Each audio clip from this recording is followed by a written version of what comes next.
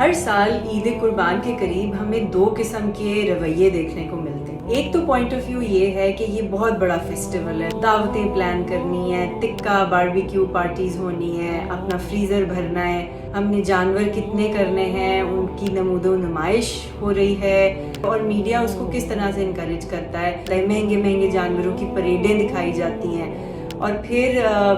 عید والے دن کچنز کا news rail آ رہی ہوتی ہے کہ کس کے گھر میں کیا بن رہا ہے, عورتیں مزے مزے کے کھانے بنا رہی ہیں. تو ایک تو یہ فیسٹیول والی لک ہوتی ہے کہ سینماؤں میں فلم ریلیز ہو رہی ہیں, جس کا مجھے مقصد آج تک سمجھ میں نہیں آیا کہ عید الاضحیٰ یعنی حج کے اتنے بڑے ہماری عبادت کے رکن کے بعد ہم جو ہیں وہ فلمیں ریلیز کر رہے ہوتے ہیں, ہمارے پروگرامز آ رہے ہوتے ہیں جس میں خوب ناچ گانا چل رہا ہوتا ہے. دوسرا پوائنٹ آف ویو یہ ہے کہ قربانی کرنے کا مقصد کیا ہے, یہ ضروری تو نہیں ہے, یہ فرض تو نہیں ہے, یہ تو ویسٹیج ہو رہا ہے اس میں کتنا, اور انوائرمنٹل کاسٹ کتنی بڑھ رہی ہے کیونکہ جتنے جانور ملٹی پلائی ہو رہے ہیں, منڈیوں تک لائے جا رہے ہیں, ان کو پالنے, ان کا چارہ کاشت کرنے میں جو وسائل خرچ ہو رہے ہیں وہ کسی اور اچھے کام پر بھی استعمال ہو سکتے ہیں, یعنی کہ انسانوں کی خوراک پیدا کرنے کے لیے بھی استعمال ہو سکتے ہیں.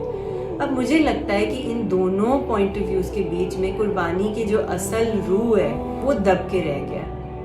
اصل بات یہ ہے کہ حضرت ابراہیم علیہ السلام اللہ تعالیٰ کے اتنے پسندیدہ نبی ہیں کہ اللہ تعالیٰ نے ان کا قربانی کا جذبہ ہمیشہ کے لیے اٹرنلائز کر دیا. انہوں نے اپنے سب سے عزیز ترین رشتے یعنی کہ اپنے اولاد کو اللہ تعالیٰ کے لیے جب قربان کرنے کا فیصلہ کیا تو اللہ تعالیٰ نے اس کے بدلے ان کے آگے ایک جانور رکھ دیا. اب بات یہ ہے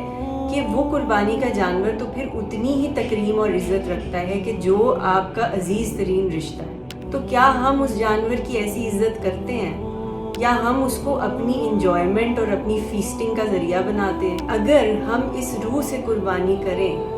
کہ یہ ہماری اللہ تعالیٰ سے قربت کا ایک ذریعہ ہے اور اس کے ذریعے ہم نے لوگوں تک فلاح پہنچانی ہے, یعنی کہ اس کے پراپر طریقے سے 3 حصے کرنے ہیں, ایک جانور کے سامنے دوسرے جانور کو ذبح نہیں کرنا, اس کا خیال رکھنا ہے, اور اس کی قربانی کے بعد اس کے سارے ڈسپوزل کو صحیح طریقے سے رسپانسبلٹی کے ساتھ مینیج کریں, اور پھر اس فریضے کی اصل روح سامنے آئے. اگر ہم یہ سمجھنے لگ جائیں کہ یہ فرض نہیں ہے, اس کی کیا ضرورت ہے, تو پھر تو یہ سارا جو واقعہ ہوا جو اللہ تعالیٰ ہمیشہ کے لیے چاہتے ہیں کہ ہم یاد رکھیں وہ تو ہم بھول جائیں گے. اگر ہم قربانی کو تماشے کے طور پر منائیں گے تو پھر دنیا بھی ہمیں تماشے کی طرح ہی سمجھے. کسی بھی عبادت کو اس کو وہ تقدس دیا جائے جو اللہ تعالیٰ نے اس کو دیا ہے, تاکہ آپ اس کے ذریعے اللہ کے اور قریب آئیں اور اس کی کریشن کو سرو کر سکیں. تو سوچئے گا اس بارے میں اس عید پر.